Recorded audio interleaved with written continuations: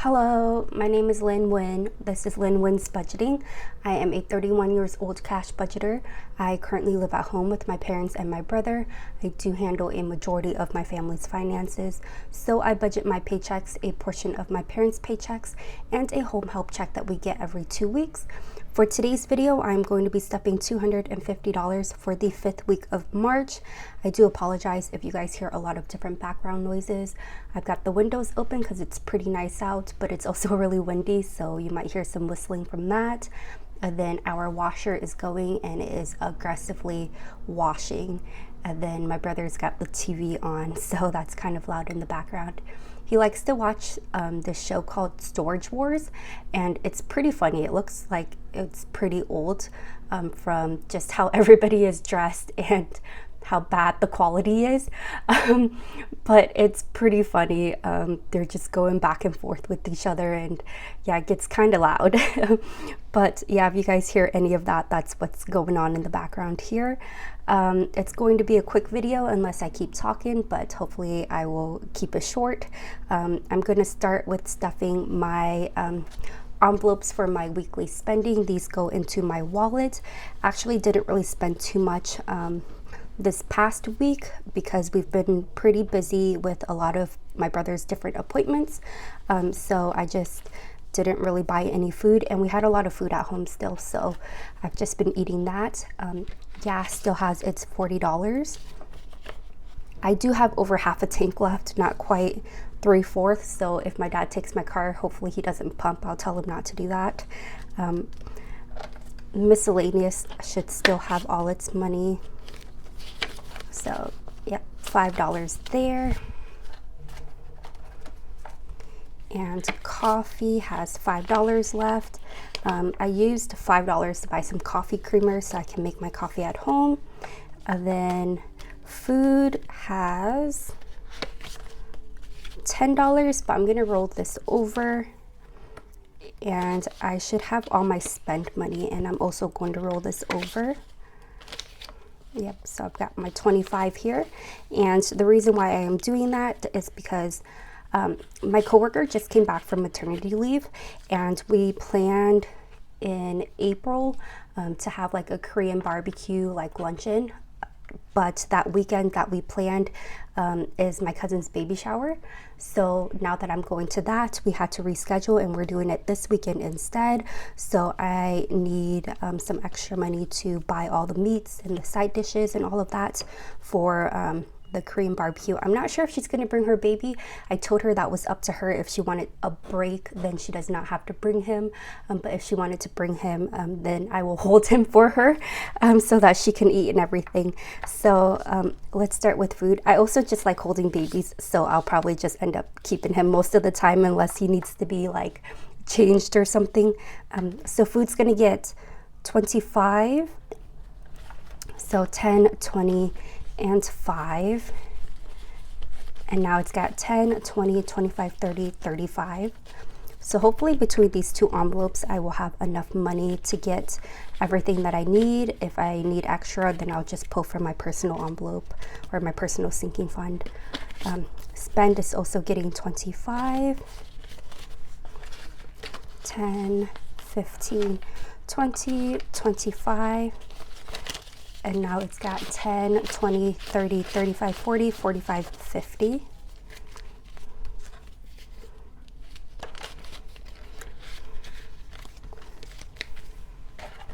Coffee will get $10.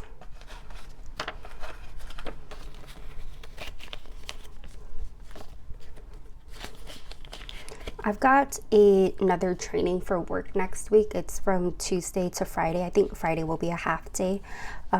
And so I'm going to try to make my coffee at home because $10 obviously is not enough to get Starbucks every day that I have training.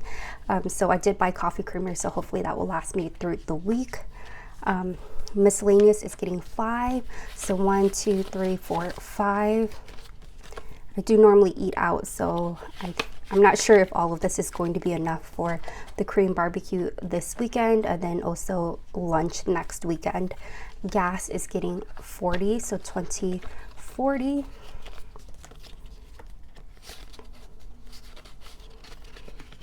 And the reason why I'm doing a lot of training is because my job function kind of changed. I want to say it hasn't been quite a year, maybe 6 months or so. And I don't want to get too much into my job, but I used to be like 100% of a certain media that I cover for my work. And my unit itself covers 2 different medias. And so we used to have one person that is 100% one media, and then one person that's 100% the other media, and then one that's doing like a 60-40 split. But because the other person that was 100% left, they had restructured it to where we were 50-50 for both medias. So all of us will be able to cover for each other. The other media I'm not too big of a fan of because it's so different. I've done one thing for 6 years that I've been with my department. And so it's kind of hard to kind of switch my brain off and learn something else. But there's a lot of training that's involved, and this one and the next week it's going to be pretty comprehensive. And we're going about 45 minutes away from my office, so we've got to wake up, go get a car, drive there, and then come back. They did offer a hotel, but 45 minutes is not too far, so I usually don't take the hotel offer unless I'm like more than an hour away. But yeah, so that is why I'm doing a lot of trainings. I usually don't do this much unless there's like a conference. Usually I'll get to go to a conference every year, but because of all the trainings this year, I don't get to go to a conference, but that's all right. But yeah, so I don't want you guys to think that it's like pretty normal of me to always be gone for work, because it is not. We're gonna do my denomination challenges now and stuff my rollover in there. So for the $1, I've got 1, 2, 3, 4, 5. And why are all these different directions? I don't know. And I've already done my condensing video, so this is a little bit out of order. So I've already condensed the $50 from here. And so I'm gonna mark 5 off here, and I've switched over to orange for the second time around. 1, 2, 3, 4, 5. I'm not sure what I'm going to do with this yet, so I'm just leaving it in here for now. So there's my $50.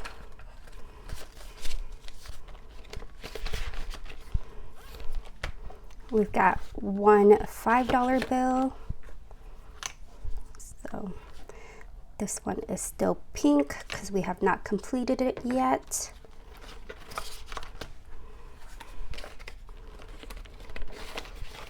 I love having a rollover challenge of some sort because it makes me like really think about what I want to spend my money on. I don't give myself like a crazy amount for weekly spending. It's really just for like small things, lunch, and just kind of like little knickknacks that I see that I might buy. So it's not meant for big purchases, but that's what really adds up, is when you keep buying like $5, $10 things here and there. It really adds up. So it makes me think about whether I need that small product or not. No $10, and then we've got two $20, so we'll put that in here. So 1, 2.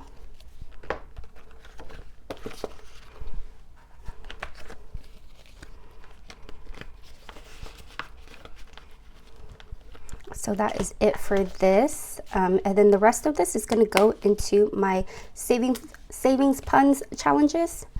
So I've got 20, 40, 60, 80, 100, 120, 130, 135, 140, 145. And so we've got 2 that we are working on.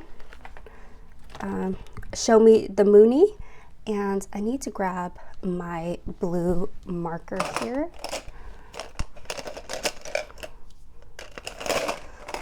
So I've got that, and I want to do one of the bigger numbers. So I think 35.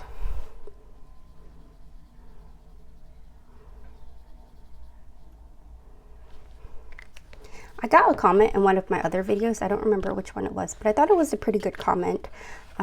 So 35 here. And they did mention that they didn't watch my video yet. They were just commenting. So that was kind of funny. But it was pretty much like it was talking about the use of credit cards, and how they hoped like I was putting everything back into my account, and I was using credit cards. And for my bills, I do that. And for most of my spending, I also do that. But they had mentioned, and I think this word really stuck out to me. They're like, I hope you promote the use of it because you can get a lot of money back and it's good for your credit.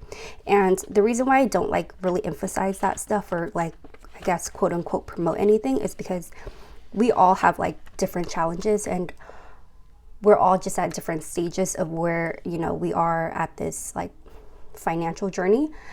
But theoretically, using credit cards is supposed to be good, you know, to help build up your credit and stuff. But when you kind of focus on things like rewards and stuff, which is what got me, you can get yourself in a lot of credit card debt because you think, oh, I'm getting so much back from it. You don't realize how much you're racking up.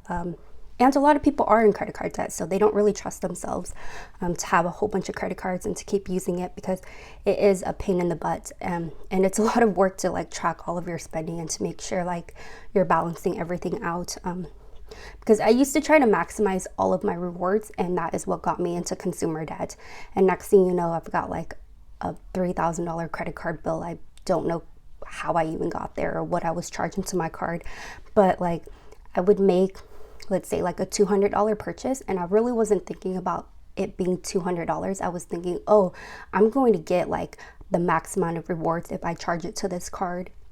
So like I would get like maybe like 400 points back for travel, or like $4 back for like a cashback rewards or something like that. So I really wasn't thinking about what was going out. I was really thinking about what was coming in, and the difference is like, it's obviously pretty big there, you know, 200 compared to $4. But that's why I don't like promote the use of things. You just do what works best for you. And if it's using credit cards, then it's using credit cards. But if it's all cash, then it's all cash. So I thought that was a good comment, and it really got me thinking a lot. So I thought I'd mention it to you guys.